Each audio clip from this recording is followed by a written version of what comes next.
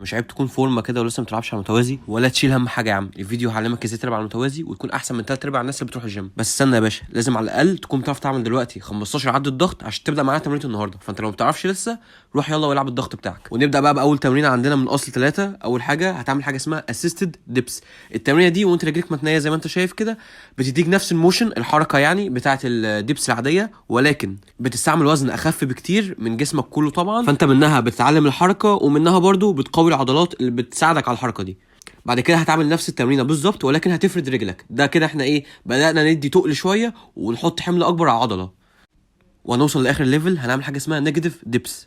دي بقى يا معلم كانك هتعمل ديب عاديه جدا اللي هو المتوازي يعني، ولكن هتنزل بس بالراحه، تاخد النيجاتيف بتاعت التمرينه، بعد كده خلاص توقف وترجع تزق نفسك تاني برجلك، عشان طبعا لسه ما تقدرش تزق نفسك لفوق، فاهم؟ وتعيد التمرينه دي ما بين 5 ل10 عدات وخلاص كده، وبعديها تكون وصلت للمتوازي اللي انت عايزه.